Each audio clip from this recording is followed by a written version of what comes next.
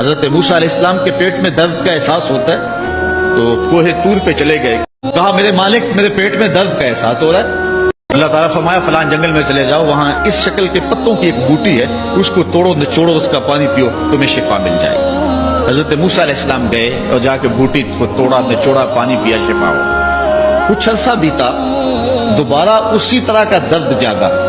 اب نسخہ تو ذہن میں تھا، کوہ طور پہ نہ گئے، اس جنگل میں چلے گئے اور جا کے بوٹی کو توڑا، اس کے پتے نچوڑے، پانی نکالا، پیا، لیکن درد اور زیادہ بڑھ جاتا۔ پھر دوبارہ آئے کوہ طور پہ، کہا مالک میں نے اسی درد پہ دوبارہ وہی بوٹی کا پانی پیا ہے، لیکن درد بڑھ گیا ہے۔ کہا موسیٰ اب جو آئے ہو کوہ طور پہ پہلے ہی آ جاتے۔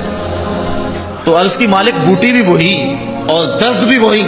فرمایا سب کچھ وہی ہے، لیکن پہلے میرا حکم تھا، اب میرا حکم ساتھ شامل نہیں تھا۔ شفا بوٹے میں نہیں رکھی، شفا تو میرے حکم میں رکھی ہوئی۔